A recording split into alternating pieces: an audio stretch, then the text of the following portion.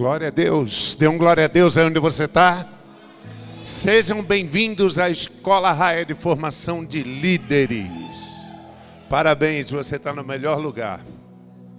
Se você tem um propósito, um chamado, e você tem, senão você não estaria aqui, então você está no melhor lugar para edificar o seu propósito. Fala para o irmão do lado, você está no melhor lugar do mundo.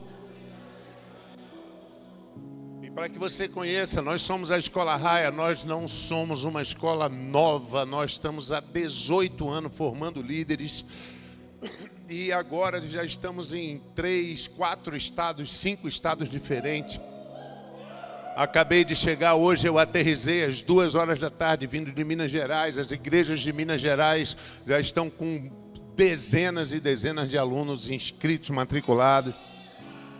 E eles assistem essa aula simultaneamente com vocês. E nós temos ainda o núcleo do Embu das Artes, que tem uma galera aqui, mas outra não veio, mas vai começar a fazer lá a partir da semana que vem. Bem, nós temos essa segunda, ainda temos a outra segunda, próxima segunda, dia 24, nós ainda estamos aqui com essa conferência de inauguração, as aulas degustativas, e o aplauso é para você, dê um aplauso bem forte, você é um vencedor. Se você está aqui, você já é um vencedor, diga aleluia. Eu preciso que você abra seu coração e entenda o que é feito aqui. Nós vamos entender a mente de Deus. As pessoas têm se relacionado com as mãos de Deus, com os milagres de Deus, e as pessoas têm se relacionado com o mar que abriu, com um cesto que multiplicou, com um pão. Elas têm se relacionado com um leproso que foi curado, e isso são atos de Deus para atrair as pessoas a Ele. Esse não é o fundamento. Quantos entendem? Todo o Evangelho, a história de Cristo andando na terra, é Antigo Testamento. Apesar dele estar no Novo Testamento, é Antigo Testamento. E tudo o que ele fez, andar sobre as águas, ressuscitar defunto, multiplicar os pães, parar a tempestade, tudo isso foi atrativo para chamar você para o passo culminante, que era a cruz. E naquela cruz foi selado o Antigo Testamento e deu-se início ao Novo Testamento. Então nós precisamos entender isso, porque senão nós viramos religiosos. Porque você não tem como se relacionar com 12 cestos de pães que multiplicou. Você não tem como se relacionar com o mar que abriu. Mas a fraqueza do homem tenta ver coisas quando tudo aquilo foi só para nos guiar espiritualmente, a operacionalidade dele dentro de você e de mim. Diga aleluia para isso. E nós vamos viver os melhores momentos da nossa vida a partir de agora. Diga glória a Deus. Fala para o irmão do lado assim, se prepara. E você precisa se preparar e entender tudo isso que a gente vai fazer aqui. Porque o seu futuro é decidido hoje. Diga glória a Deus. Nós vamos entender a graça, vamos entender através das tipificações do Antigo Testamento. Nós vamos entender o Antigo Testamento refletindo no Novo, o que ele significa para a gente aqui e agora. O seu futuro é decidido hoje, diga aleluia. Fala isso para o seu irmão, seu futuro é decidido hoje. Hoje é uma noite de destinos. Por quê, pastor? Hoje é uma noite de destino, porque Deus moveu todas as peças. Deus me tirou de lá de onde eu estava para trazer aqui. E Ele moveu tua vida e a minha e o do ministério e nos juntou aqui. Isso é uma noite de destinos, cara. Ele tem um propósito no meio disso tudo, sabe? Eu quero te dizer que você é uma pessoa muito especial e muito importante. Diga aleluia. Fala para o irmão do lado, você é muito especial, você é muito importante. Fala para ele, fala para ele. Você precisa entender isso, que a forma de Deus operar o plano dele na terra é através de nós. Por isso nós somos o corpo de Cristo, você entende? Eu tenho minha cabeça, eu tenho meu corpo, mas se eu quiser dar um gole na água, a cabeça não tem o poder de fazer isso. Quantos estão entendendo? Você entendeu? Se eu quiser dar um gole naquela água, eu morro de sede, a não ser que o meu corpo coopere com essa ação. E nós somos o corpo de Cristo. Aí as pessoas perguntam, pastor, por que Deus permite que aconteça isso ou aconteça aquilo? É porque você não está sendo instruído da tua função. Uma vez perguntaram para mim, por que, pastor, nasce uma criança defeituosa?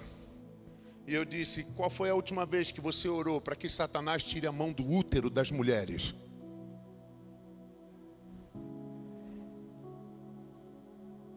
Então não reclame daquilo que você permite. Isso foi um ensinamento que o meu líder me deu um dia. Ele falou, nunca reclame daquilo que você permite. Quantos estão pegando? Diga aleluia. Então nós estamos aqui para aprender nossa função. Você é muito importante no plano global. Diga aleluia para isso.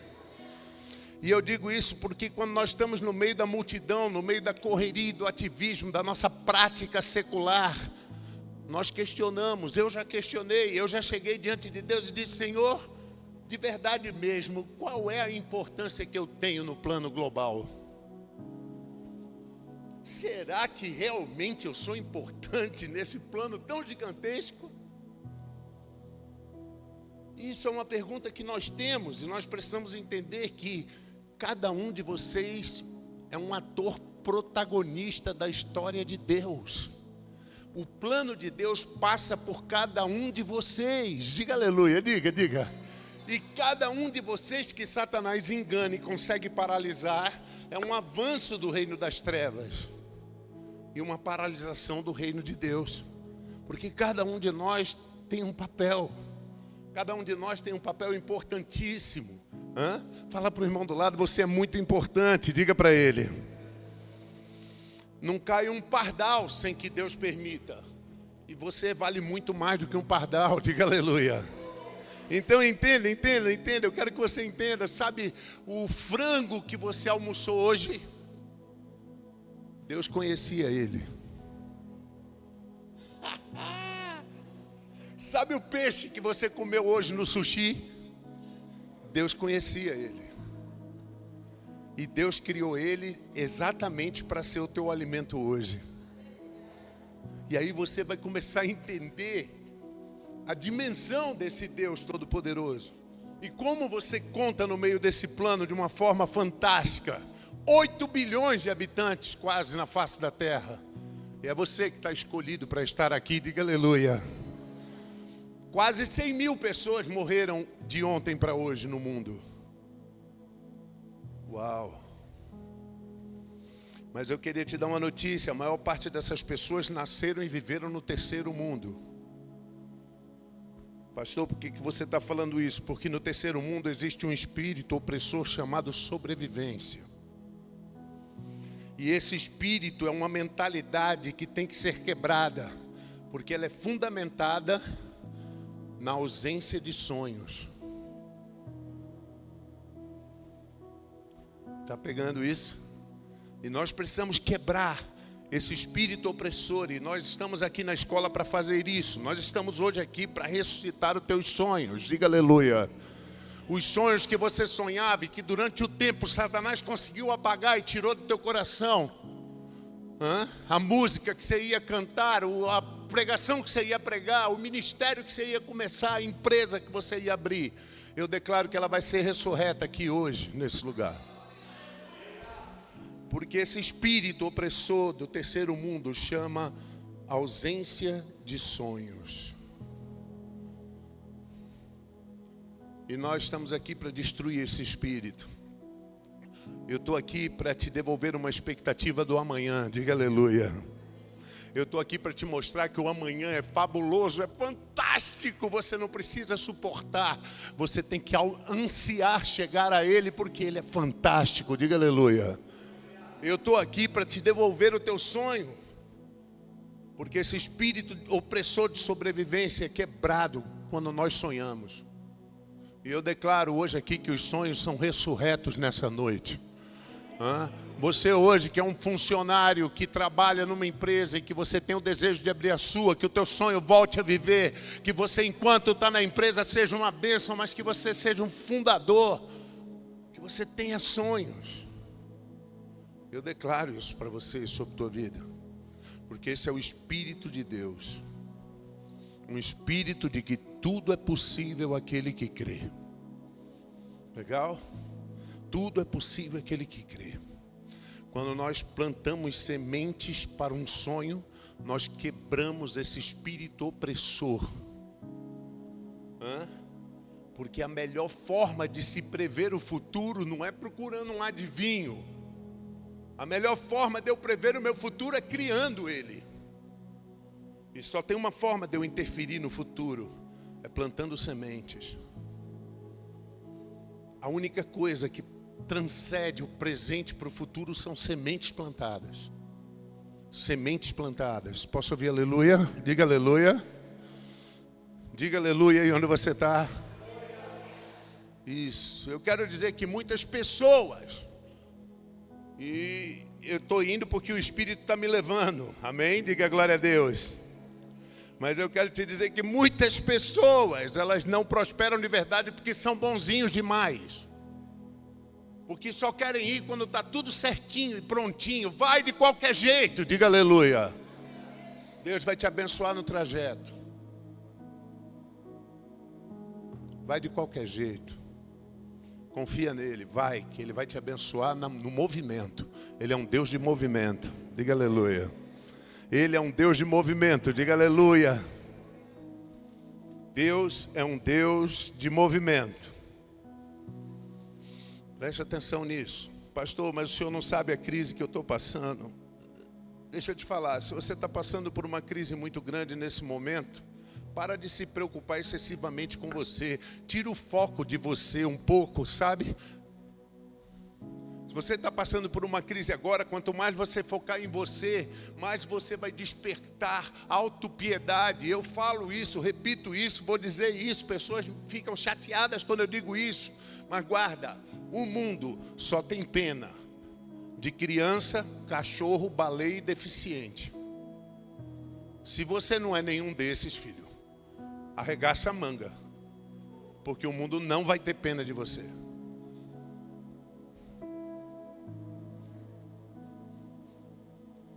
Essa é a cultura. E é assim que nós vamos vencer. Colocar as coisas de Deus em prol para nos empurrar para frente. Chegou a hora. Fala para o irmão do lado. Chegou a hora, irmão. Chegou a hora. Então, se você está passando por uma crise agora, para de focar em você, porque isso vai agigantar essa deficiência, essa autopiedade, esse egocentrismo derrotado que você está sentindo. Para de focar em você. Em vez disso, deposita sua confiança em Deus e pergunte a Ele: Pai, o que eu tenho que fazer agora? Uau, diga aleluia. Você entende? O diabo te prende focado naquilo. O que eu faço? O que eu faço? Eu digo: para um pouco. Olha para o céu e pergunta para Ele: o que eu tenho que fazer agora, Abba? Você está pegando? Porque na verdade eu quero te dizer isso. O Senhor está apenas esperando que você pare de tentar resolver as coisas sozinho no seu ativismo e comece a prestar atenção na sua próxima instrução. E você está lá lutando e Deus está falando: planta uma semente, cara. Opera no sobrenatural, sai da lama, jacaré. E você está lá no ativismo, fazendo negócios não autorizados, prevaricando. E Deus está tentando te falar: para, cara. Planta uma semente. Confia em mim. Respira fundo. Você pega? Esse é o evangelho da graça. Um evangelho de resultados. Diga aleluia para isso. Um evangelho que nos traz resultados. Mas eu quero te contar um segredo. Depois de 25 anos como pastor. E olha, gente, eu pousei hoje 2 horas da tarde, vim direto para cá. E eu lá preguei 10 vezes em 8 dias. Todo dia, 2 vezes por dia às vezes. E estou aqui animadaço, porque eu tenho um foco nele. Eu sei para onde eu estou indo. Legal? Eu não estou tentando. Eu pego a direção do meu Pai. Eu sei para onde eu estou indo. Diga aleluia. E eu quero falar para você que nesses 25 anos eu tenho experiência de entender que o diabo prefere te enganar e deixar você servindo a Deus dessa forma displicente. Porque para ele é mais divertido do que deixar você perceber que você já foi derrotado e abriu mão do seu propósito. Ele prefere você se arrastando, achando que é esperto. É mais divertido para ele, entende?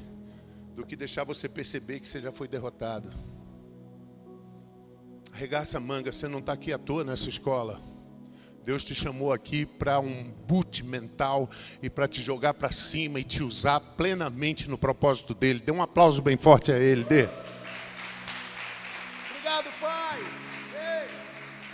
Obrigado, Pai. Eu te agradeço, Pai. Uau, você está comigo? Balança o irmão, diz para ele, se prepara. Aleluia. E guarde isso. Um homem pode querer voar. Ele pode até conhecer todas as leis da aerodinâmica e nunca sair nem 1 centímetro do chão. Legal? É diferente. A operação é diferente do conhecimento. Então vamos que vamos, porque Deus precisa da gente. E a nossa luta aqui é para que esse evangelho fajuto seja destruído e seja restaurado o genuíno evangelho da graça. Pastor, mas por que o senhor acha que Satanás está tentando substituir? Eu não acho. Isso está escrito e não é um privilégio nosso. Isso acontece há 2000 anos. De Gálatas, capítulo 1, verso 6. Vamos começar tragicamente.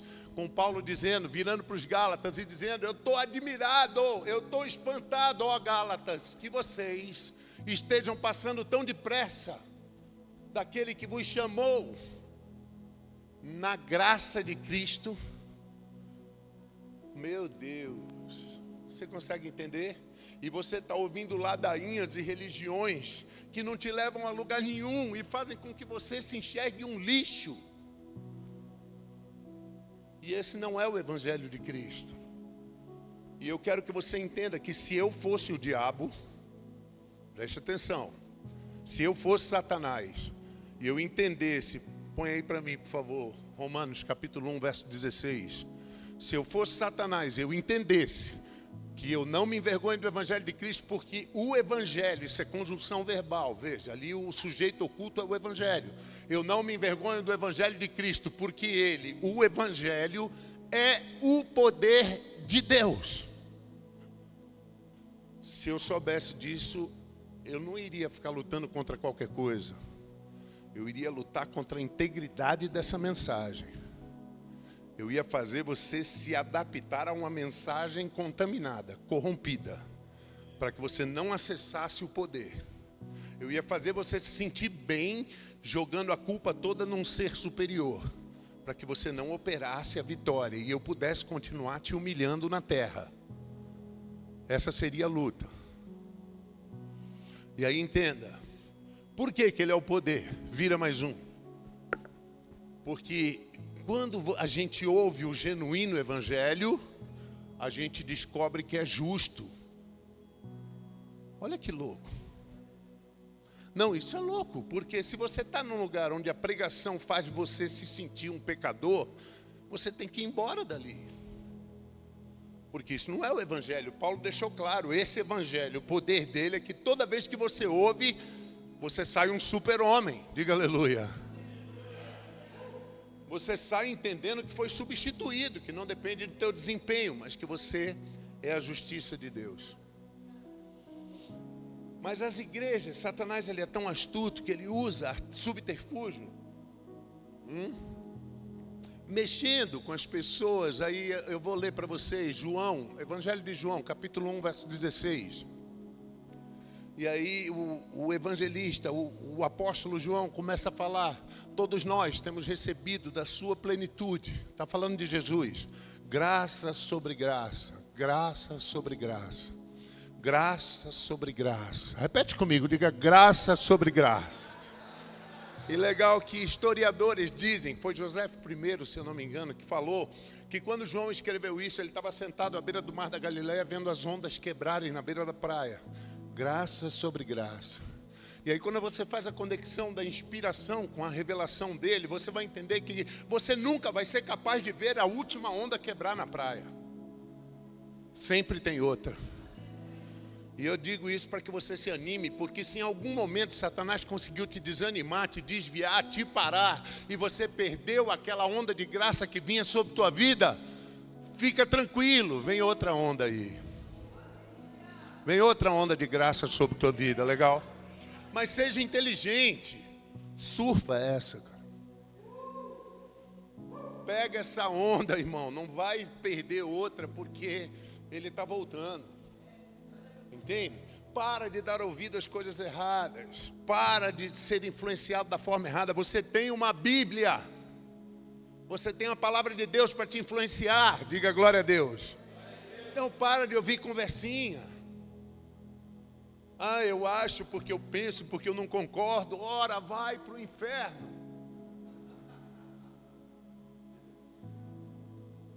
Eu tenho a Bíblia para seguir.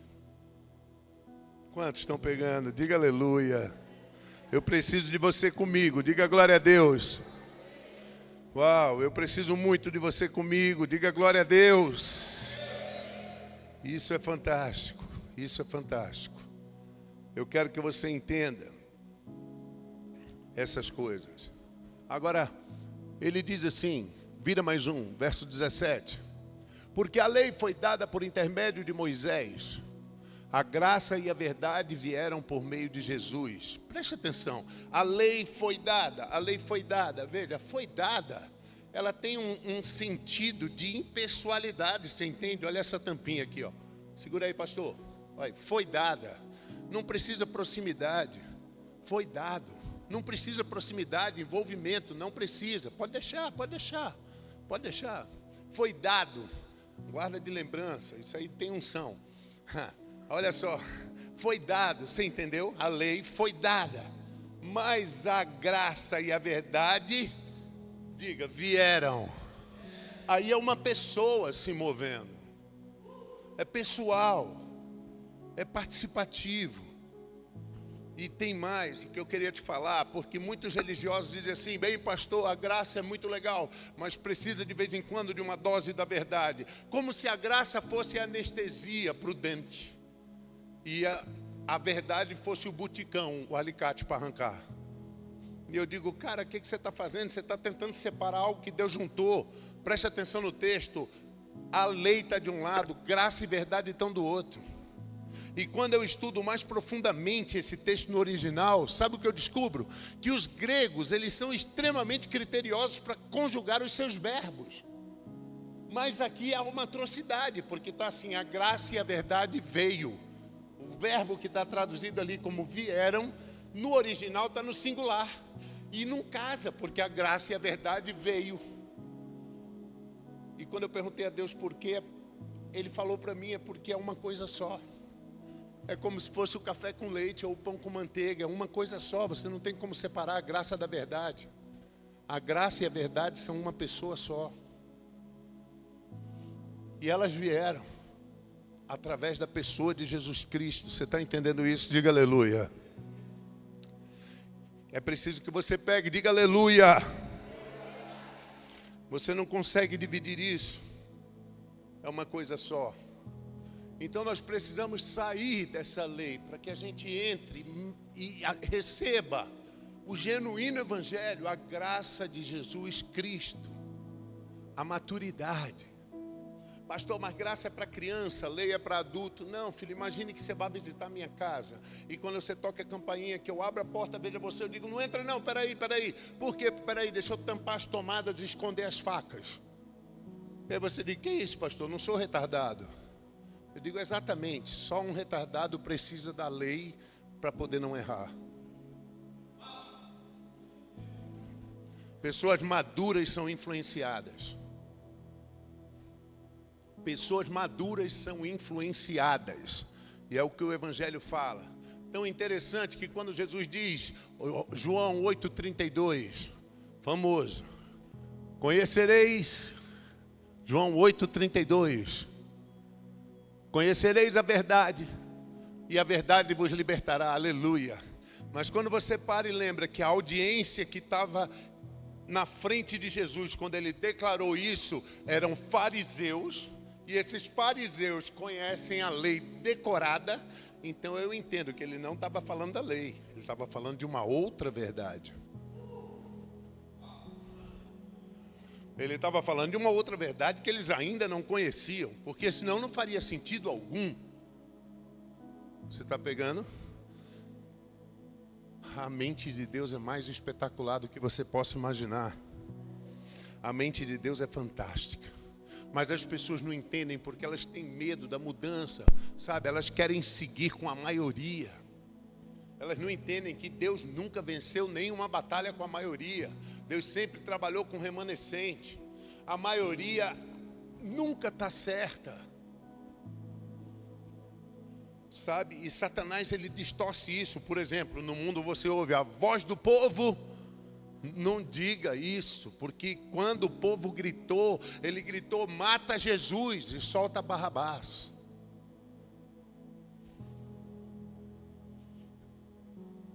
A voz de Deus é a voz de Deus, é a que fala dentro do teu coração. É a que te ensina a se relacionar com Ele. Hebreus capítulo 12, verso 18, vê se você pega. Aí Paulo, porque eu creio que foi Paulo que escreveu Hebreus, ele começa a falar: ora, vocês não têm chegados ao fogo palpável e ardente, a escuridão e as trevas e a tempestade. Ele está falando do Monte Sinai.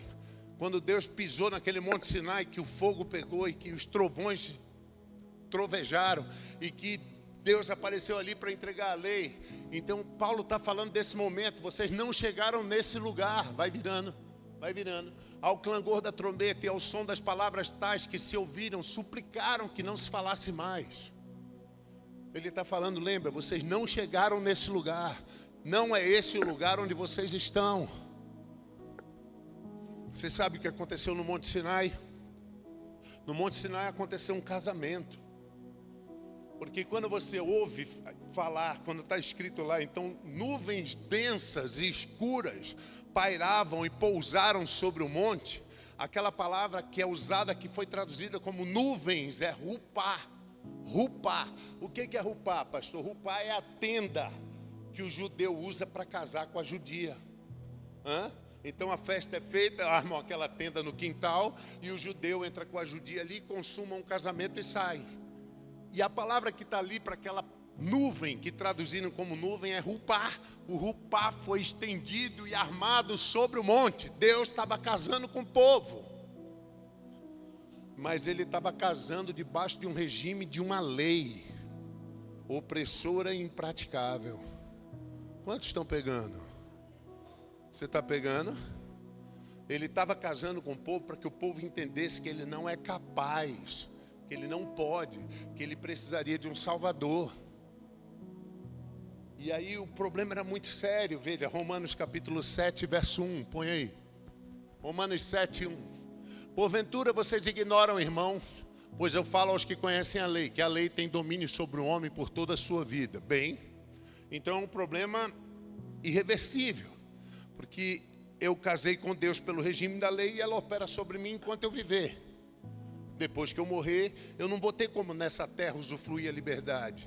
Mas vira mais um. Ora, a mulher casada, presta atenção, porque a gente lê desligado, eu estou te ensinando. A mulher casada está ligada pela lei ao marido enquanto ele vive, mas se o mesmo morrer, ela fica desobrigada daquele casamento. Então nós estávamos ferrados, porque o marido não morre. É Deus. Está pegando? Aí Deus deu um jeito, veja, vira mais um. De sorte que ela será considerada adúltera se o marido ainda estiver vivo e ela se unir com outro homem.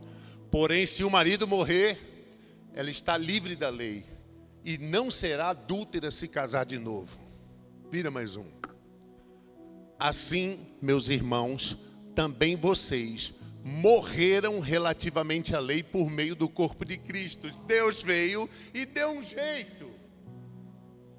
Ele encarnou, te representou e morreu. E quando você morreu, você estava livre da lei. Agora você estava livre daquele casamento opressor. E diz assim, para que você possa casar com outro. Com quem? Com aquele que ressuscitou dentre os mortos. Agora você casou com a graça. Agora você é casado com a graça. Sabe, eu me lembro de um caso que me contaram. Eu não sei se é uma história com E ou uma história com H. Mas me contaram um caso de uma mulher que casou com um homem que era da Força Militar, e esse cara era cristão, mas da Força Militar, muito austero. E a história é que esse cara, todo dia, quando saía de casa, ele deixava uma lista de coisas para a mulher fazer. Limpar a casa, limpar o banheiro, cortar a grama, tirar o cocô do cachorro, trocar a criança, botar o lixo para fora e cozinhar. E essa mulher vivia essa opressão. Dia após dia ela era oprimida por isso. Até que um dia o marido morreu. Não diga aleluia. Mas ele morreu. E aí essa mulher, depois de um tempo, casou com outro cara, um cristão da graça. E eles viveram um amor lindo. E essa mulher, depois de alguns anos, ela estava limpando a casa dela. Quando ela botou a mão atrás da almofada do sofá, o que ela encontra? Uma lista daquela. E ela começa a chorar e soluçar e chorar muito. E começou a ver a lista e ela conta, sabe o que ela conta? Que ainda era 1h da tarde, ela já tinha feito a lista e mais coisas. É assim que o amor opera, ele não te deixa relaxado, o amor faz com que você funcione. Eu quero que você entenda que você não é mais um servo. Só um, sabe por quê? A religião te prende e você se vangloria de dizer eu sou um servo de Deus, mas você não é mais um servo, porque um servo trabalha por um salário. Você não é mais um servo. A Bíblia diz, apesar de estar traduzido como escravo, a palavra do original é servo, é Gálatas capítulo 4, verso 7, diz assim: de sorte que você não é mais um servo, agora você é um filho, diga aleluia. E eu gosto do fim, e se você é um filho, então você é herdeiro. Ah, pastor, não entendi muito bem, você não entendeu, então eu vou te explicar. Eu estou trabalhando na empresa, chegou a hora do meu almoço, quem lembra de almoço? Chegou a hora do meu almoço, aí eu paro de trabalhar, largo o meu posto de serviço, eu sou um empregado, e aí eu vou andando para ir almoçar, aí tem uma bola de papel no chão, mas agora é a hora do meu almoço, paciência. Pegou? Não?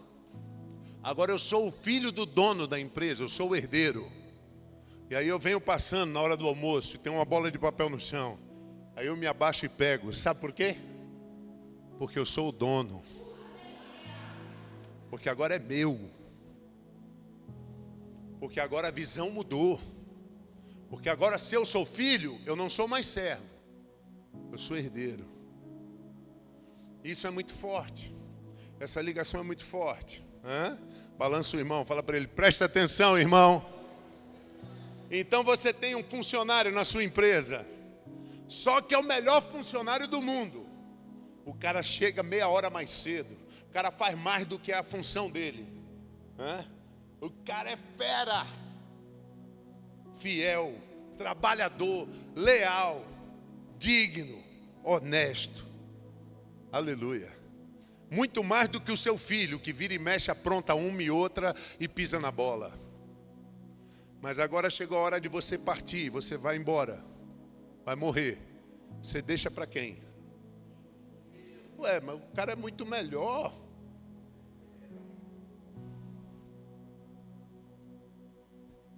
É assim para Deus. Não é uma questão de desempenho. É filho, cara. Essa é a verdade mais poderosa. Agora nós somos filhos de Deus. Diga aleluia. Então entenda o que eu vou falar. Vou voltar lá, Hebreus 12, verso 18. Paulo escreveu assim, Hebreus 12, 18. Ora, vocês não chegaram a esse lugar da lei, de temor, de medo, de sacrifício, de ter que servir, de observar um regulamento até a exaustão. E as pessoas estão tão preocupadas com o regulamento pregado na porta da igreja que elas nem servem mais a Deus, elas servem ao regulamento. E aí, vira mais um.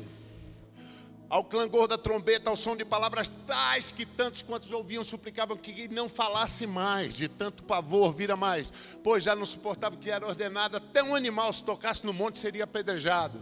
Vira mais um. Na verdade, de tal modo era horrível o espetáculo que até Moisés disse: estou aterrado e trêmulo. Vira. Vocês, na verdade, chegaram ao Monte Sião e à cidade do Deus vivo. Você está entendendo o que ele está falando? Ele está falando, vocês não chegaram no Sinai, no terror, na opressão. Vocês agora chegaram no Monte Sião, na graça. Diga aleluia. Mas eu gosto que ele diz, esse é o lugar onde Deus mora. Espera aí, Deus se mudou, filho, ele não está mais no Sinai. E o problema é que pastores vão ter que aprender a tirar o púlpito do Sinai e botar no Sião. Porque no Sinai Deus não está mais. Aqui diz, vocês chegaram ao Monte Sião e é lá que Deus vive e mora. Então entenda que tudo que for construído sobre a lei, sobre o Monte Sinai, será abalado. Tudo que for construído sobre tua força de trabalho será abalado, filho.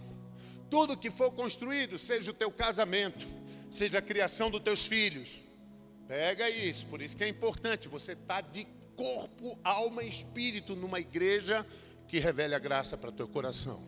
Porque a criação dos teus filhos, teu casamento, tua empresa, teu lar, seja o que for que você construir sobre o Sinai, teu ministério, se você construir sobre o Sinai, vai ser abalado, filho. Tudo será abalado que for construído sobre a lei. Por isso que Davi, que escreveu, ele escreve o Salmo 125, verso 1. E ele diz assim, olha, os que confiam no Senhor, presta atenção, eles são como o Monte Sião, nunca se abala. É construído sobre a força de Deus. Posso ouvir um aleluia? Diga aleluia com fé aí, rapaz. Deus é fantástico. Deus é fantástico. Deus é maravilhoso. Fala aí onde você está. Deus é bom. Diga aí, Deus é bom. Aleluia. Veja. Quando Jesus foi interrogado sobre a realidade da palavra, um fariseu chegou perto dele para o interrogar e diz assim, Lucas capítulo 10, verso 25, vê se você pega isso. Lucas 10, 25, diz assim, eis que certo homem intérprete da lei, era um cara muito conhecedor da palavra. Os intérpretes da lei eram pessoas religiosas em um cargo elitizado, nobre, muito alto. Eles interpretavam a lei, para quê? Para manipular a lei. Por quê? Porque o homem no seu ego agigantado queria praticar a lei, que na verdade veio, vou botar só para você ver, legal? Romanos capítulo 5, verso 20. Na verdade a lei veio assim, sobreveio a lei para que o teu pecado crescesse. E se você for honesto e eu perguntar agora, para que a lei foi dada? Você tem que responder, filho, com honestidade. A lei não veio para ser praticada, para ser observada, para te martirizar. Ela veio para te mostrar que você é incapaz. Ela veio para o teu pecado avultuar. Ela veio para você entender que precisa de um Salvador. Que sem um Salvador você não vai conseguir, não importa o que você faça, você não vai conseguir sem um Salvador. Você está pegando? Quem está pegando? Diga aleluia. Mas vamos voltar lá para mim. Lucas 10, verso 25. Então chega um fariseu, um cara estudioso da lei, certo homem intérprete da lei, levantou com o intuito de pôr Jesus à prova e disse, mestre, o que eu faço para herdar a vida eterna? E aí Jesus dá uma resposta interessante, eu amo, Jesus faz isso muitas vezes, ele responde com perguntas, legal? Em outra mensagem eu vou ensinar isso para vocês, perguntas libertam, faça perguntas, isso vai evitar que você seja um escravo. Mas veja, e aí Jesus diz, o que está escrito na lei? Olha só, o cara perguntou, o que eu faço para herdar a vida eterna? Jesus responde para ele, o que está escrito na lei? Como você interpreta essa palavra que você lê? Olha a resposta do cara. E aí o cara responde com o peito cheio, amarás o Senhor teu Deus de todo o teu coração, de toda a tua alma, de toda a tua força, de todo o teu entendimento, e amarás o teu próximo como a ti mesmo. Interessante. E aí vira mais um. Jesus responde assim, ó, leia ali. Então você está lascado. Não, pastor, não está escrito isso lá. Tá! É só você que não entendeu. Jesus Cristo perguntou para ele, como é que você entende a lei? Você entende assim, que você só vai ser salvo se fizer isso? Então você está lascado, filho. Você vai ter que fazer isso para ser salvo.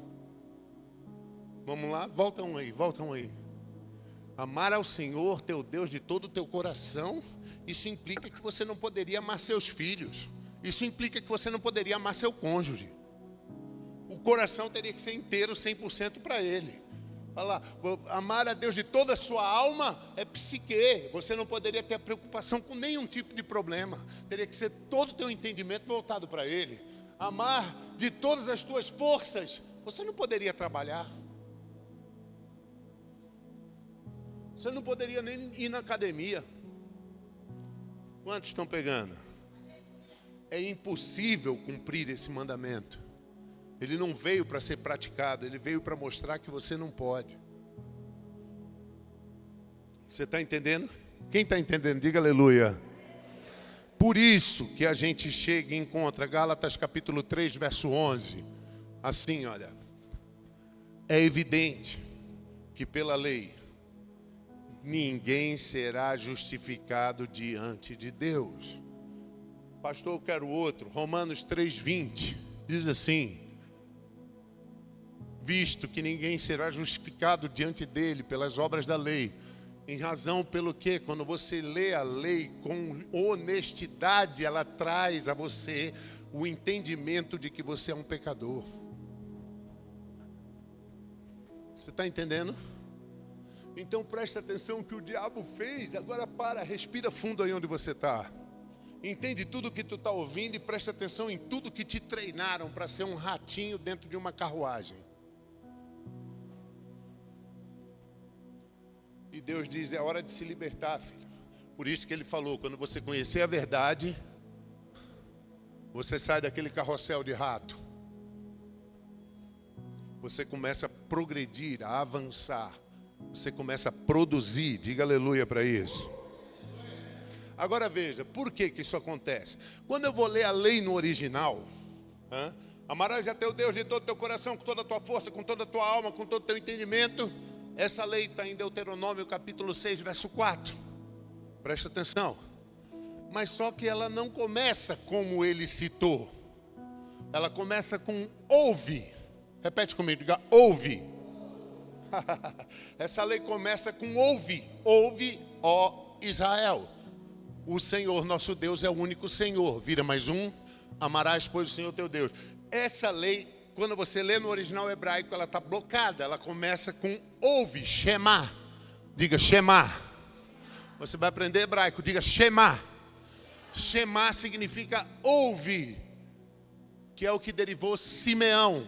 Shimeão, aquele que ouve. Então toda vez que você ouvir o nome Simeão, você já sabe o que significa. É aquele que ouve.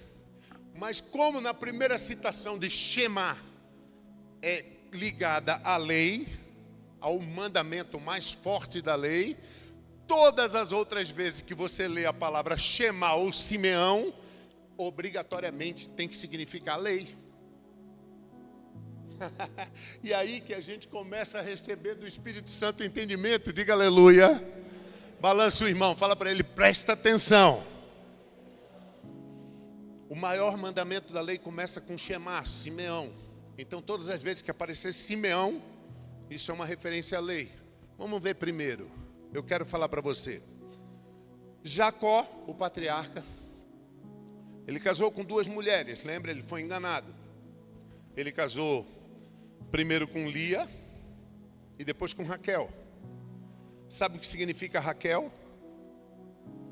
Raquel significa ovelha formosa. Você sabe o que significa Lia? Não? Vaca cansada. Não tenho culpa. É o nome dela. Eu só quero que você entenda que vaca cansada, ela gerou 10 filhos, diga 10. é a lei. 10 filhos. Ela gerou a lei. Vaca cansada gerou 10 filhos, a lei. E Raquel, a ovelha formosa, gerou 2 filhos. Yosef, José, que é um tipo de Jesus. Legal? É um tipo de Jesus, era o filho mais amado de Jacó, que foi traído, mandado para uma terra distante, humilhado, caluniado, torturado, para depois ser levantado como governador e ser a salvação de todo o seu povo. Isso é a história de Jesus, mas é a história de José, porque eles são um tipo. É o tipo e o antítipo. Entendeu? Então, vaca cansada gera 10 filhos, lei. Raquel gera 2 filhos, Yosef. E de Yosef, após José, nasce o resultado de José, Benjamim, que significa o filho da minha mão direita. Diga mão direita. Diga mão direita.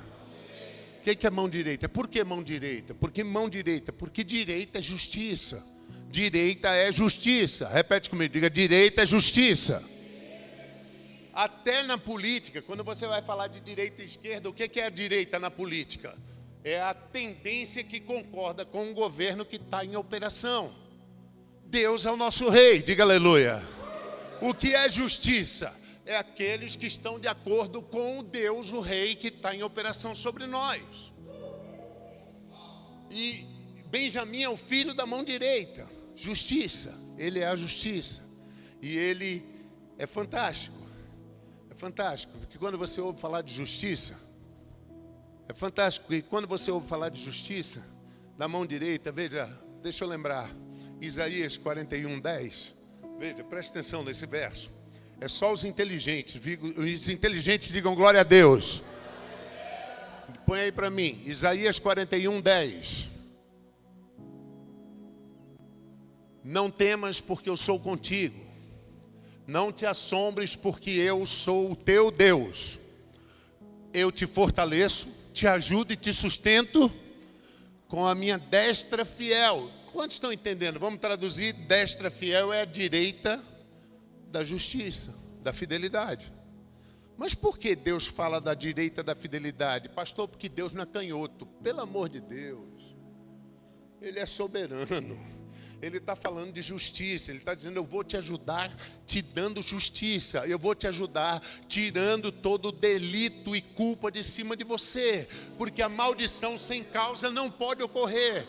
Um homem que se vê justo pela obra redentora não pode ter câncer. Só 3, 4? Porque vocês estão presos pela religião. Porque Provérbios capítulo 26, verso 2, diz assim, leia você, Salomão, o homem mais sábio que pisou na terra, ele diz, como um pássaro que foge como uma andorinha no seu voo, se a maldição não tiver causa, ela não pode acontecer. A causa da maldição é o pecado, é a culpa, é a condenação. Se você se vê como justiça, substituído por Cristo, a tua empresa não pode falir.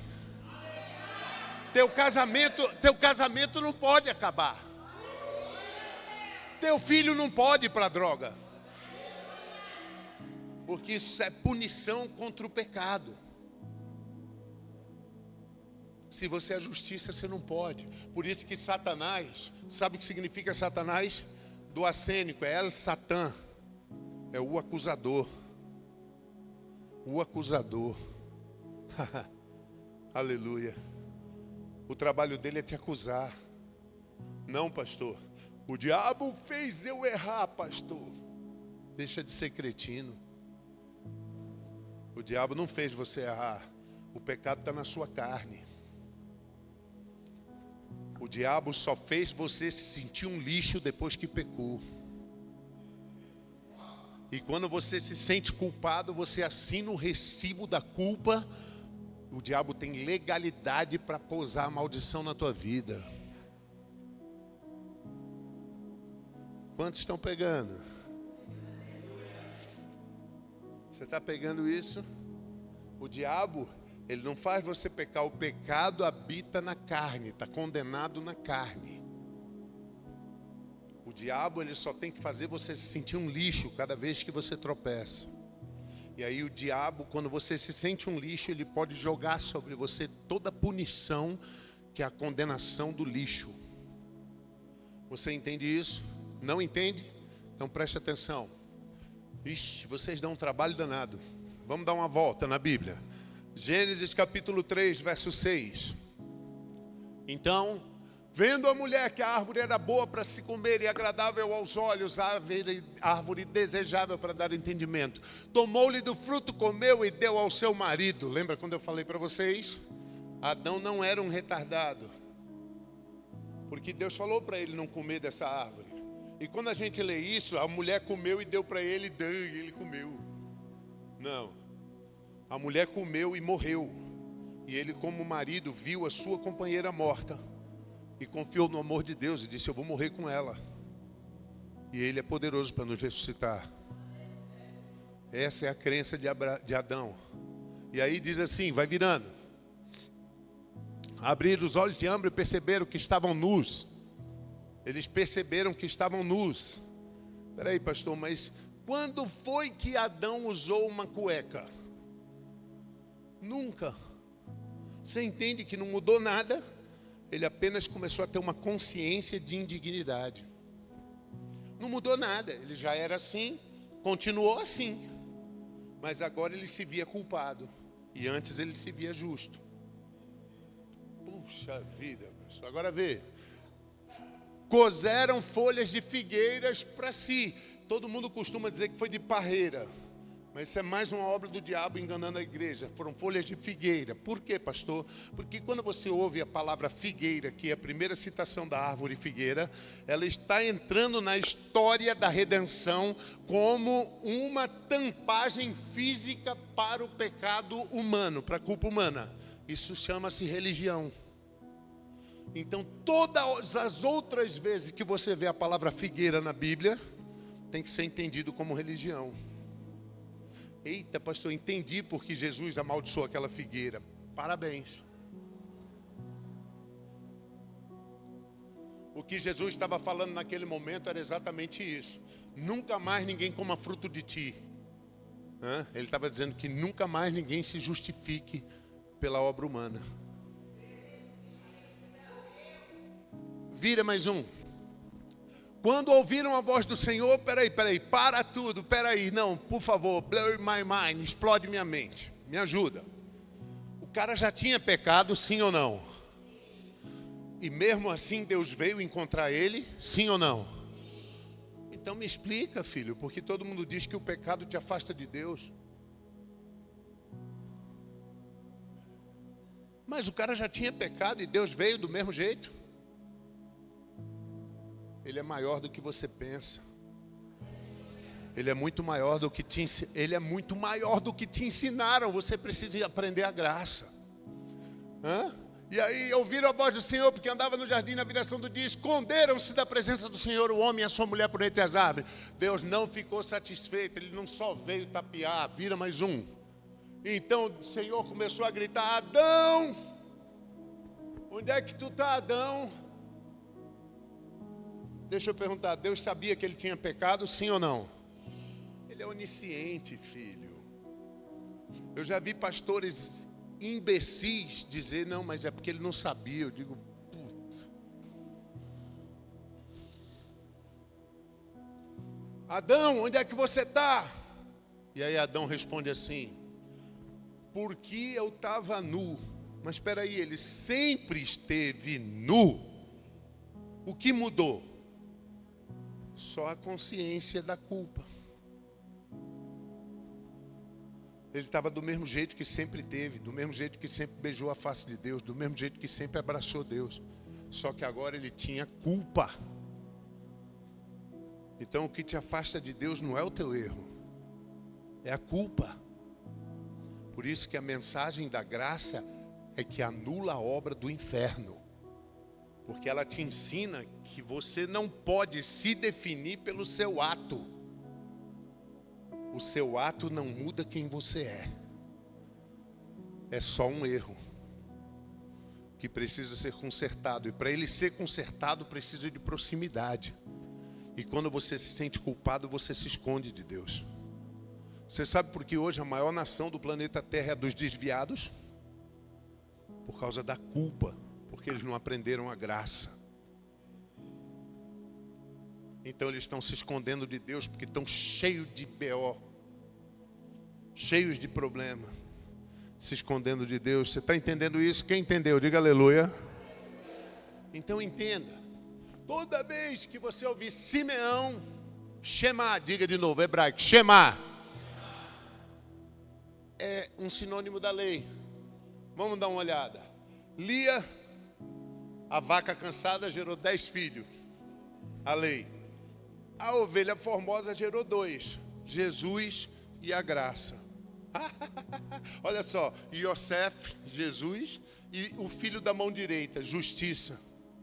Eu acho que você ainda não entendeu. Ainda não entendeu. João capítulo 21, verso 3. João 21, 3. João 21, 3. Está nervoso ele. Disse-lhe Simão, Pedro, vou pescar. Você entende que Jesus tinha falado para esses caras, vocês não vão mais pescar peixe, agora vocês vão pescar homem? Quem lembra disso? Diga aleluia. Muito legal. Então Pedro agora, Jesus tinha subido em glória, tinha morrido, tinha subido. Estava na obra da expiação, nos 3 dias. Pedro se confundiu e foi em rebeldia pescar. Até porque o anjo, quando ele correu lá na tumba de Jesus, o anjo disse para ele, vão para os montes da Galileia que o Senhor vai aparecer lá diante de vocês. Monte é uma coisa, praia é outra coisa. Então Pedro estava em flagrante desobediência. E quando o cara está em flagrante desobediência, ele está culpado. Então Pedro chama os caras, ainda arrasta os caras para ir pescar. E os caras saíram, entraram no barco, passaram a noite toda pescando e não pegaram nada. Você já passou por isso? Quando você trabalha pra caramba, faz de tudo, mas não pega nada. Você já passou por isso? Você está fazendo tudo que um ser humano pode fazer, você está se dedicando, mas não funciona. As dívidas estão aumentando, as coisas não estão acontecendo. Cara, não sei o que há, eu estou fazendo tudo, mas naquela noite não vem nenhuma piaba. Você já passou por isso? Ao clarear da madrugada, estava Jesus na praia e os discípulos não reconheceram que era ele. Mira mais um. Então Jesus perguntou, você sabe que Jesus é Deus, né? Ele também é onisciente. Então ele sabia que não tinha nada ali. Mas Jesus é espirituoso, ele tirou um barato, né? Jesus mandou assim, e aí? Deu certo a tua arrogância? Não, não está escrito isso, pastor. Por favor, já disse. Eu só acredito na igreja inteligente. Jesus gritou da praia assim, e aí, bonitão? Conseguiu? Deu certo aí, bonitão? Alain Delon. Hã? E aí os caras respondem assim,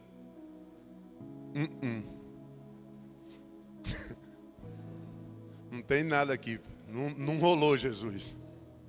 Não rolou Jesus. Mira mais um, e Jesus disse assim, olha, faz o seguinte, pega a mesma rede que tu passou a madrugada toda e não pegou nada, na hora errada, do jeito errado, porque só dá peixe lá do outro lado do Mar da Galileia, na Síria, onde as águas são mais fundas, só dá para pescar à noite, porque ainda não tinham inventado o nylon, então a corda, a rede de corda, o peixe vê, não tinha poluição, as águas eram muito limpas, mas na hora errada, do jeito errado, da forma errada, Jesus disse, entra, só que dessa vez joga a rede do lado direito. Qual é a diferença, meu irmão? A não ser que você entenda a ideia, ele está falando, continua fazendo o que você está fazendo, cara, só que agora faça com a sensação de justiça. Ele está dizendo, continua, cara, fazendo o que você está fazendo, só que agora faça com a sensação de justiça. Repita comigo, diga, eu sou a justiça de Deus. Pode ser o que for, vai começar a dar certo agora. Olha lá. Então agora eles já não podiam puxar a rede, cara. Tamanha era a pesca, fantástica. Pedro ficou milionário. Você está entendendo justiça? Mão direita, justiça. Então a vaca cansada gera 10 filhos da lei. A ovelha formosa gera Jesus e a justiça. Benjamim, a justiça, filho da mão direita. Esse é vocês, sabia? Nós somos a geração Benjamim. Nós somos a geração Benjamim. O último filho é a ponta do ramo. Depois de nós é o arrebatamento, filho.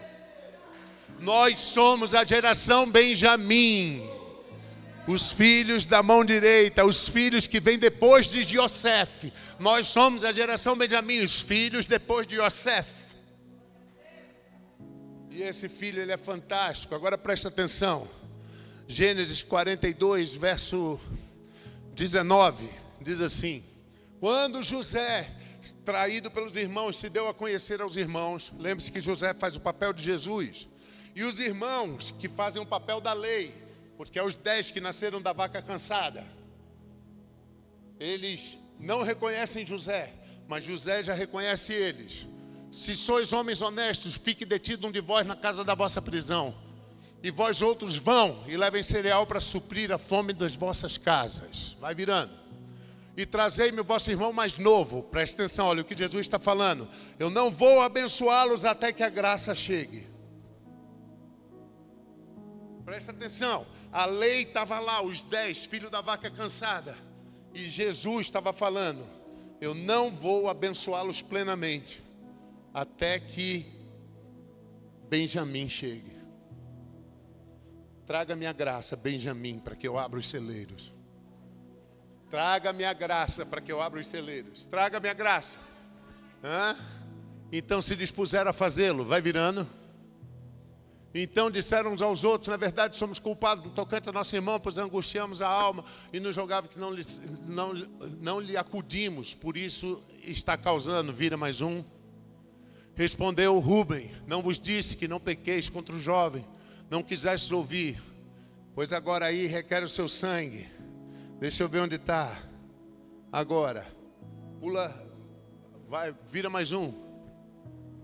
Eles, porém, não sabiam que José entendia o que eles falavam. Vira.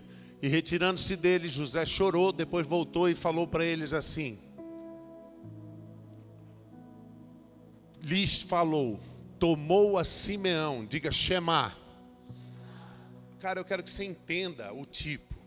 Agora José, prende Shema, a lei, lembra? Shema, e diz: ele só pode ser solto quando chegar a graça. E é interessante, porque as pessoas não atentam para isso. Mas quando você vê Gênesis 43, verso 34, veja só. Olha a distribuição, depois que a graça chegou. Então lhes apresentou porções que estavam diante dele. A porção de Benjamim era 5 vezes maior. Posso ouvir um aleluia?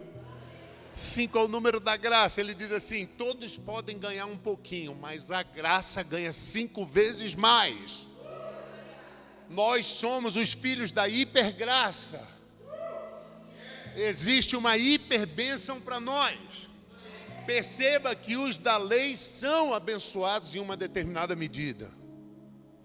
Mas nós, os da graça, somos 5 vezes mais. Somos infinitamente mais. Nós precisamos entender nossa identidade. Quem está comigo? Diga aleluia. Você está comigo? Quer ver outro? Vamos ver outro. Pastor Lucas, capítulo 2, verso 25. Presta atenção. Simeão, para o resto da Bíblia, tem que ser representado por lei. E diz assim: havia em Jerusalém um homem chamado Simeão. Diga Shema. Isso aí. O homem este era justo, piedoso, esperava a consolação de Israel. E o Espírito Santo estava sobre ele. Vira. Revelara-lhe o Espírito que ele não iria morrer antes de ver Jesus. Vira mais um. Movido pelo Espírito, foi ao templo quando os pais trouxeram o menino Jesus para fazerem com ele o que a lei ordenava. Simeão, Shema, pegou o menino nos braços e disse: vira, agora, Senhor, pode me matar segundo tua palavra. Vira mais um. Porque os meus olhos já viram. Você sabe qual é a palavra que é traduzida por salvação? Yeshua. O cara estava dizendo: agora eu, Shema, a lei, posso sair de cena, porque Yeshua chegou. E aí você vai ver Romanos, capítulo 10, verso 4, dizer assim, ó: porque o fim da lei é Cristo para todo aquele que acredita.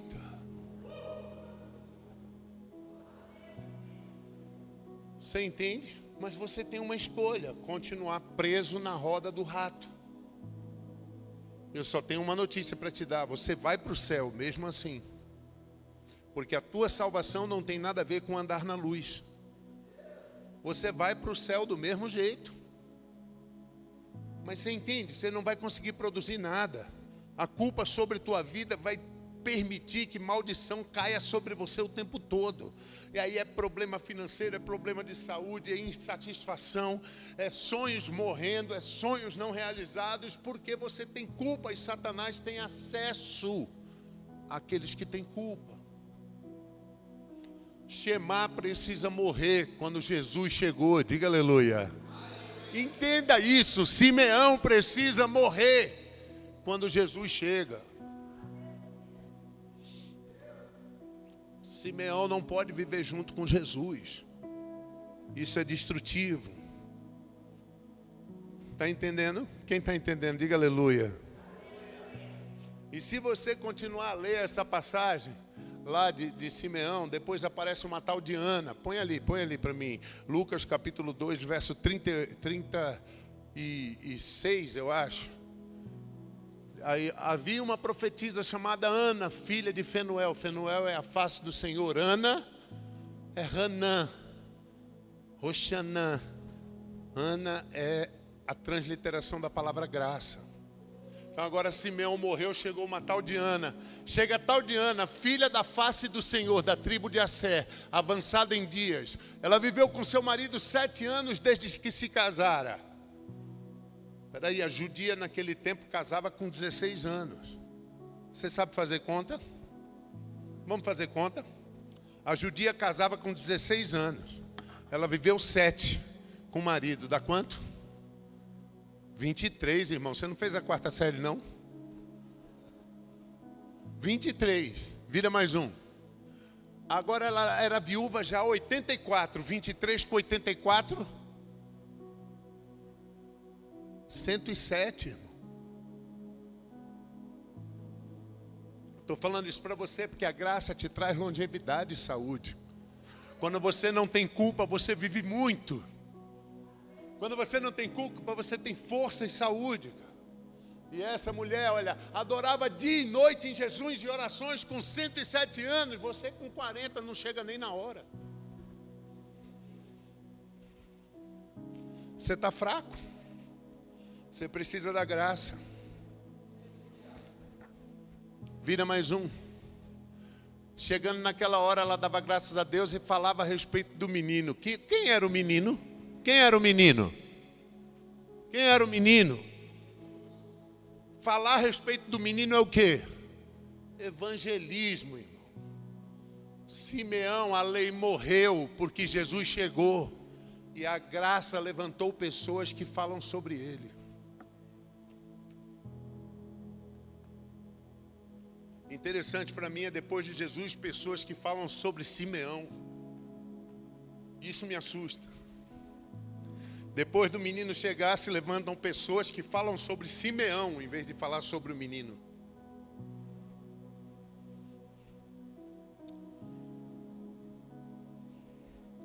Seja inteligente, se você está no lugar errado, pula fora, sai desse lugar. Quem está pegando, diga glória a Deus. Vamos lá? Vamos apertar. Balança o irmão, diz: se prepara, irmão. Marcos 5, verso 25, eu quero. Vamos apertar. Se ajeita aí na cadeira.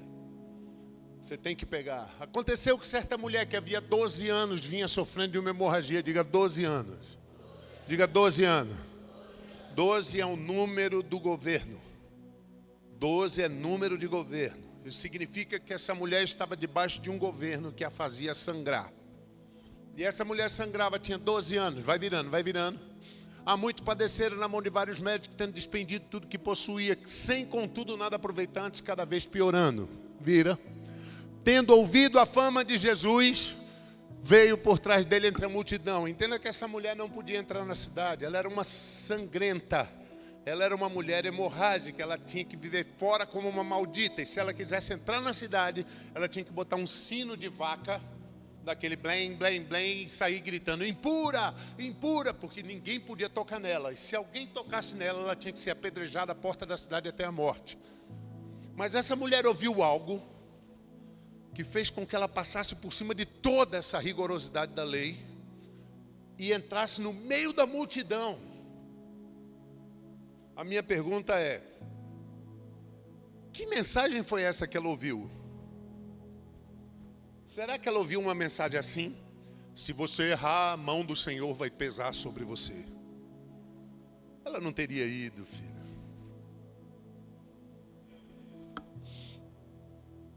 Ela ouviu algo mais ou menos assim: o amor dele é maior do que o teu pecado.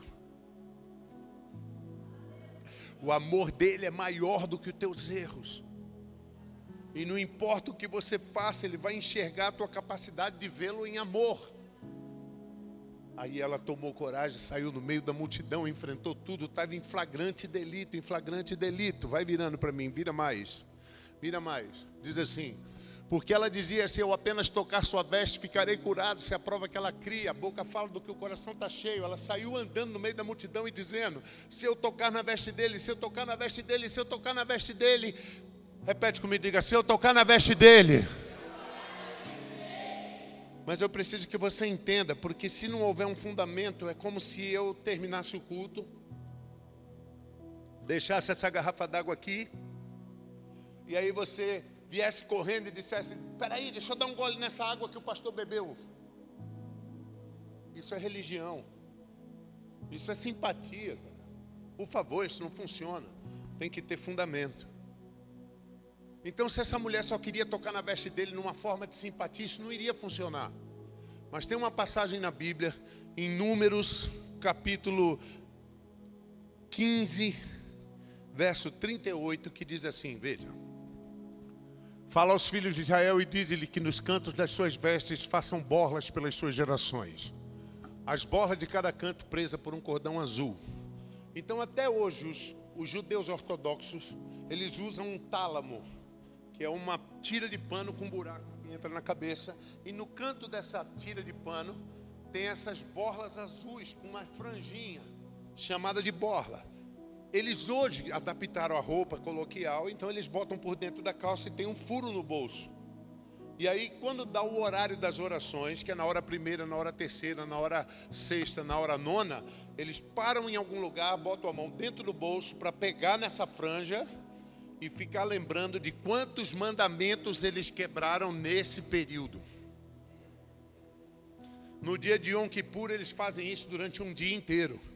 Por isso que o muro chama Muro das Lamentações. Eles ficam diante do muro assim, ó.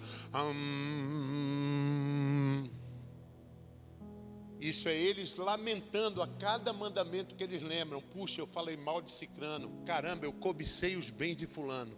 Caramba, eu olhei para aquela mulher e achei ela bonita. Puxa vida, eu não paguei aquela conta em dia. E eles ficam ali se martirizando. A minha pergunta para você é o seguinte: o pouco que você ouviu de Deus até aqui, você acha mesmo que Deus está preocupado? Você acha mesmo que um ato desse agrada ao Deus do universo? Cara, pelo amor de Deus. Você acha mesmo que Deus está preocupado com a roupa que você veste? Com o cabelo que você corta? Cara, Ele é muito ocupado, cara. Pelo amor de Deus. Pastor, então eu posso andar pelado que nem Adão? Não, você não pode andar pelado que nem Adão. Porque você nasceu de novo.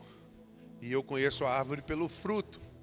E você vai agir de acordo com a tua essência. Você é fundamentalista, entende? Se eu te ensinar que você é um pobre, miserável pecador, o que é que um pecador faz? Muito bem. Um abismo chama o outro. Mas se eu te ensinar que você é a justiça de Deus, filho de Deus e um rei, o que é que você faz? O que é que um rei faz? O que é que uma rainha faz? Até o modo da rainha sentar é elegante. Ela não senta de qualquer jeito. Até para cumprimentar os outros, você vai mudar, você vai começar a fazer assim, ó.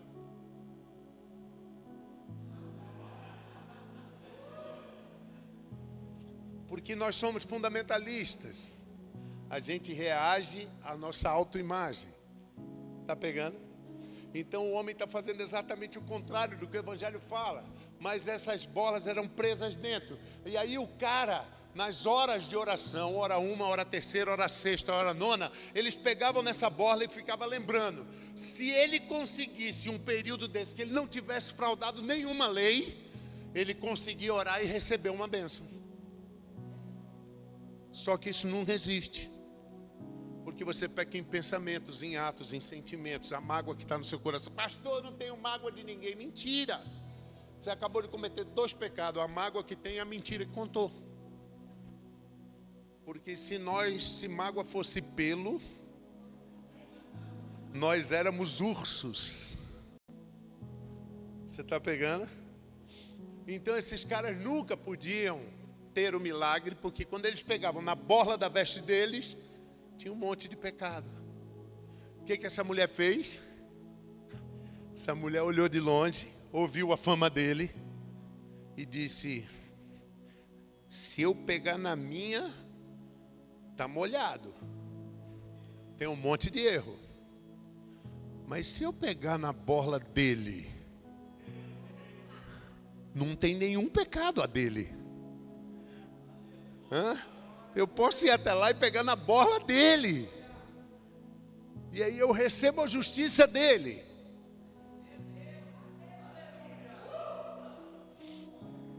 Ele diz assim, olha, porque dizia, se eu apenas tocar sua veste ficarei curada, vira mais um. Logo se estancou a hemorragia e sentiu no seu corpo está curada do flagelo. Funcionou. Vira mais um. Jesus reconhecendo imediatamente que dele saía poder. Só que a palavra no original não é poder, é virtude. E virtude é a capacidade de realizar com excelência. Jesus sentiu, alguém pegou no resultado das minhas obras. É isso que ele está falando. Jesus disse assim, peraí, alguém tocou no resultado das minhas obras. Vira mais um. Respondeu os discípulos, tem um monte de gente, como é que o senhor pergunta quem te tocou? Ele, porém, olhava ao redor para ver quem fizera isso. Então, a mulher atemorizada e tremendo, cônscia do que nela havia se operado, ela entendia o que tinha acontecido nela naquele ato, ela pega e confessa, Senhor, eu te enganei. Eu tenho que confessar, Senhor, eu te enganei. Eu não tenho justiça para alcançar minha cura, mas eu fui até você e por trás de você peguei na tua justiça. E eu fui curada por causa da tua justiça. E aí, Jesus vira para ela e diz, filha, a tua fé. Então entenda que fé para Jesus é o ato de uma pessoa conseguir enxergá-lo em amor acima dos erros.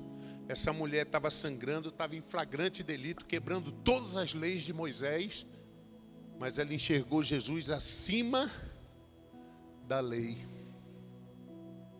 Então fé para Jesus é quando você consegue enxergá-lo acima da lei, acima dos teus atos de delito.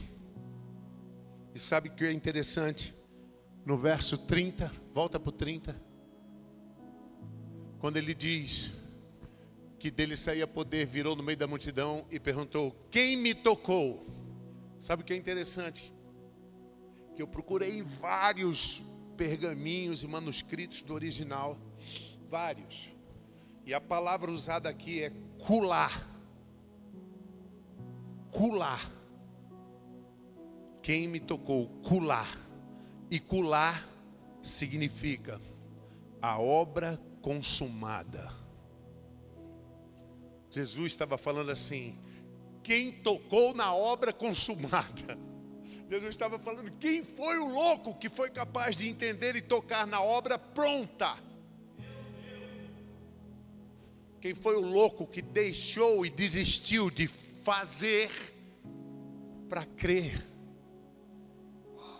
Era isso que ele estava falando. Que esse maluco que deixou de fazer, parou de praticar, para acreditar. Ele tocou na obra consumada. Culá! E a mulher se apresenta e diz: eu te enganei, Senhor. Foi eu quem te enganei. Eu não tinha justiça para isso. E aí eu roubei a tua justiça. 2 Coríntios capítulo 5, verso 21. Diz assim, ó: aquele que nunca conheceu um pecado.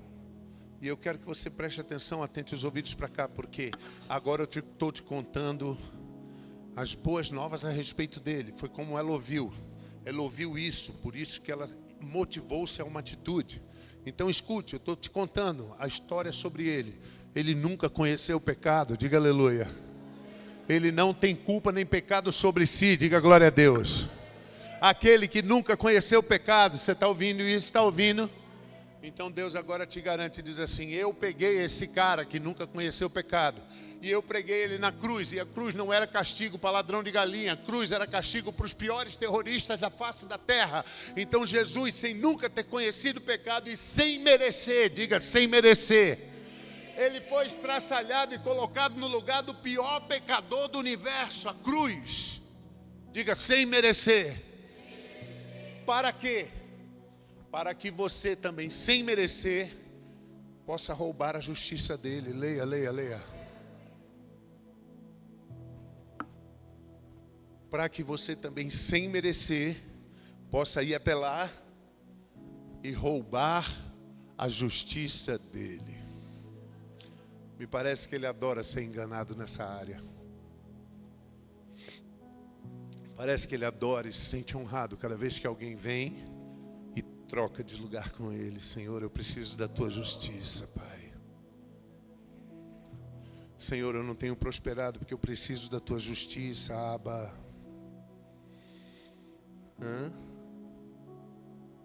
Está pegando isso ou não? Nesse momento Jesus estava indo para onde? Alguém lembra? Vai virando, vai virando. Não, lá em Marcos capítulo 5, a gente está no verso 32. Põe lá. Vira, 33. Vira mais um, 34. Tua fé te salvou, filha, vai, fica livre do teu mal. Vira mais um, 35. Falava ele ainda não tinha nem terminado de se despedir dela. Apaixonado pela atitude daquela filha, e ele chama ela de filha. E aí chega os mensageiros da casa de Jairo, porque na verdade ele estava indo, porque Jairo, um principal da sinagoga, tinha dito: Senhor, minha filha está morrendo, e eu preciso, se você for lá e tocar nela, ela vai viver. E Jesus foi com ele, no meio do caminho aconteceu isso tudo. Então, quando Jesus acaba de falar, chegam os caras de lá, da casa do chefe da sinagoga, e diz: Jairo, Jairo, Jairo, tua filha já morreu, para de incomodar o mestre. Diga comigo assim: Satanás. Eu quero que você entenda que Satanás levanta pessoas na hora que você está operando fé. Pastor, mas esses caras só vieram trazer um recado. Desculpa, filho, eles podem até não saber que estavam sendo usados pelo diabo, mas estavam. Porque Jairo estava se movendo por fé, e nessa hora a fé ia decair. Agora presta atenção que Jesus nem sequer olha para a cara do diabo. Vira mais um. Jesus vira para a cara de Jairo, o diabo falando. Jesus ignora o diabo. Jesus olha para a cara de Jairo e diz: ei, cara, eu já não estou indo contigo. Eu sou a ressurreição e a vida. Eu não estou indo contigo, cara.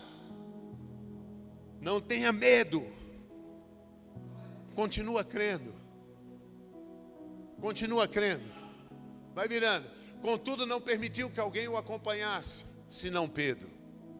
Você entende aquela mulher que ele curou? Não, pastor, não entendo. Então vou te explicar. O que é uma mulher sangrando? Isaías 64, verso 6. O que é uma mulher sangrando? Diz assim: todos nós somos como um imundo, E todas as nossas justiças, nossas obras de justiças, elas são como trapos de imundícia. Você sabe o que é um trapo de imundícia? Sabe? Alguns sabem, outros não, mas um trapo de imundícia, naquele tempo não tinha mods. Quer que eu bote uma imagem? Não, não precisa. Então, trapo de imundícia é o mods da mulher quando está com hemorragia. E preste atenção, Deus diz assim: quando você tenta ser justo pelo seu desempenho, para mim, você é como uma mulher sangrando. Não leia, filho, eu preciso que você leia. Ele diz assim: quando você tenta ser justo, não é o teu pecado para mim que é um trapo de imundícia. É a tua tentativa de ser justo. Para mim, é como uma mulher sangrando. Então vamos lá, o que era aquela mulher sangrando há 12 anos? 12 é um governo, eu já ensinei. Era uma igreja debaixo de um governo de lei que estava tentando ser justa pelos usos e costumes, pela roupa que usava, pelo monte que subia, pela campanha que fazia. Então essa mulher era uma igreja debaixo de um governo 12, tentando acertar com a sua força. E para Deus é uma mulher sangrando. Meu Deus. Quando essa mulher trocou a sua força de tentar acertar pela justiça do rei, ela para de sangrar. Não, você precisa pegar. Uma mulher sangrando não pode gerar. Mas quando ela para de tentar acertar e troca sua força pela justiça do rei, ela para de sangrar. Ela agora pode gerar de novo. Mas Jesus continua. Eu quero que você entenda, ele continua para a obra, ó. Volta lá, a gente está onde? Marcos 5, 36. Jesus olha para a cara de Jairo e diz: não tema, continua. Contudo, não permitiu que alguém o acompanhasse, senão Pedro, Tiago e João. Diga: Pedro, Tiago e João. Isso, acabou o nosso tempo já, veja só. Eu quero só te mostrar uma coisa, cara. Quando a gente está ouvindo a palavra genuína, isso é atemporal. Deus, ele é fora do tempo. A gente está 2 horas aqui pregando. Você está entendendo? Pedro é Petra, pedra. É o símbolo da lei, onde as leis foram escritas. Tiago, Iacov, é pervertido, mas também significa substituto. E João, Yoxanã, é a graça. Espera aí, vamos juntar. A pedra substituída pela graça. Agora entra, Jesus só entra com os 3, que ele diz assim: agora vamos trocar a lei pela graça. E ele entra. Chegando à casa do chefe da sinagoga, viu Jesus o alvoroço e os que choravam e os que pranteavam muito. E ao entrar disse-lhe: por que vocês estão chorando? A criança não está morta, ela só dorme. Eu amo a perspectiva de Jesus. Vira mais um. E riram-se dele, tendo ele, porém, mandado sair todos, tomou o pai e a mãe da criança, os que vieram com ele, entrou onde ela estava. E tomando-a pela mão, disse: Talita cumi. E por anos, décadas, eu vi pastores dizer que o nome da menina era Talitá. Isso dói meu coração demais, porque Talitá é uma transliteração da palavra talit. E talit é aquele véu que Jesus usava, que representava a santidade dele. E cumi é levanta. O que Jesus disse para aquela menina? Que a minha santidade se levante em você. Menina, levanta-te. Ele diz assim: que a minha santidade, talit come, que a minha santidade se levante em você. E ele diz: menina, levanta-te. Vira mais um. Imediatamente a menina levantou e pôs-se a andar. Pois ela tinha quantos anos?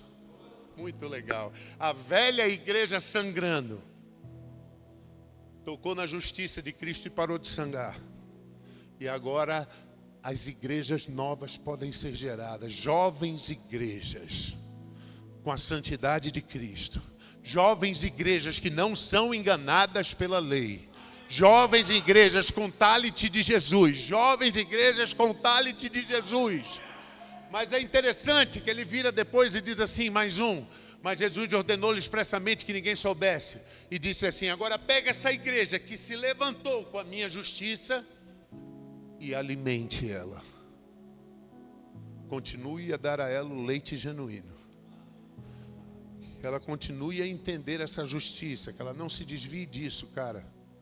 Que ela não tente pagar pelos seus milagres em cima de montes.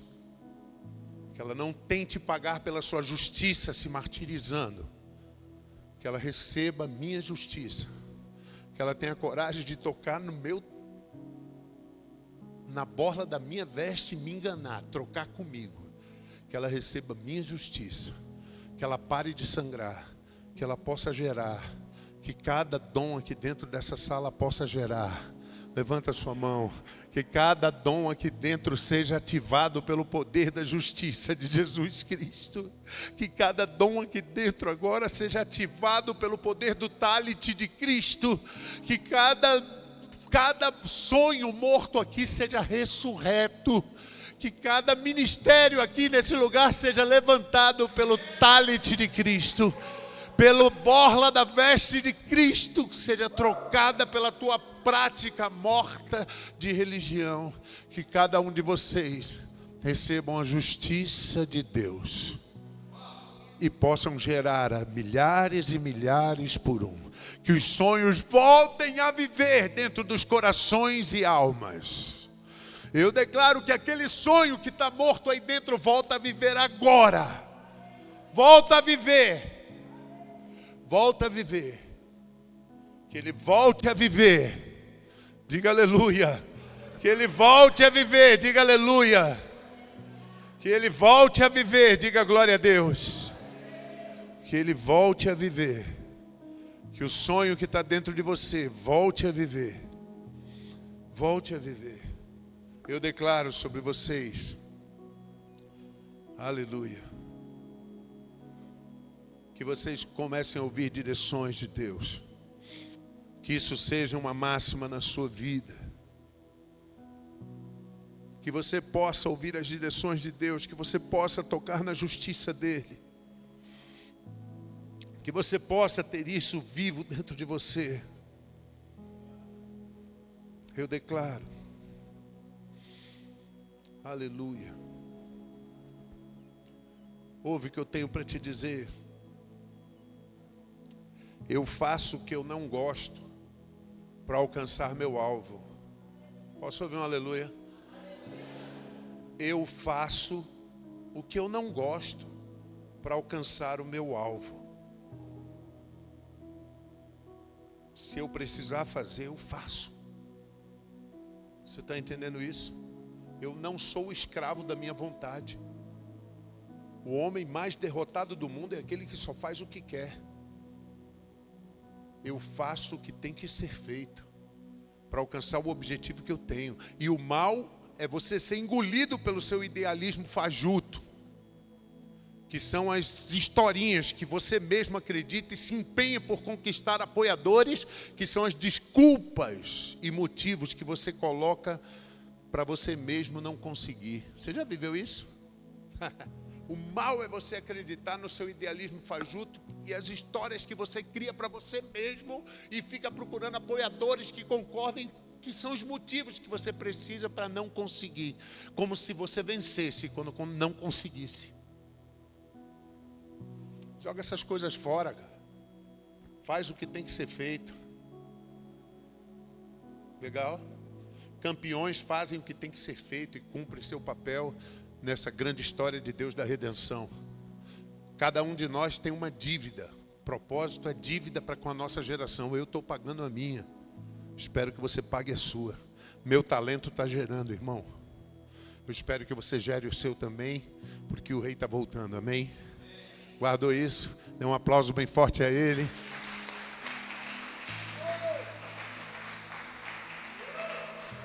E eu volto a dizer, vamos ficar em pé, eu quero orar por você. Volto a dizer, hein? Deus nunca repete a mesma coisa, diga aleluia. Então a próxima aula vai ser muito melhor do que essa. Levante sua mão, Senhor Deus e Pai, em nome de Jesus. Obrigado, Papa. Nós te agradecemos por tamanha revelação, por essa enxurrada de revelações, por entendermos quem nós somos, nossa posição, nosso direito de filhos.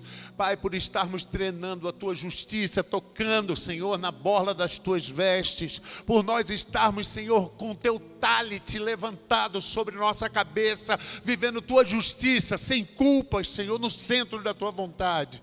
Pai, obrigado, Pai, porque assim nós somos produtivos, férteis, assim nós somos geradores, Senhor. Pai, eu abençoo esses discípulos, abençoo, Pai, esses ministros, abençoo todos os apóstolos, profetas, evangelistas, pastores e mestres que se levantam nesse lugar, sendo treinados para um ministério eficiente, maduro e sólido. Eu os abençoo e declaro a operação dessa justiça gerando já nessa semana a milhares e milhares sobre a vida de vocês uma diferença de produção e prosperidade em nome de Jesus, amém e amém. Dê o seu melhor aplauso a Ele. Foi uma honra estar com vocês. Até a próxima segunda. Deixa eu falar, presta atenção. Tragam convidados, legal? E se matriculem. As vagas são limitadas. Nós já temos muitas matrículas feitas. Passa ali na frente, dá o seu nome, faz a sua matrícula. Pastor, não estou com dinheiro hoje. Dá o nome, diz o dia que você vai trazer, não tem problema. Vai lá e se instrui com a diretoria.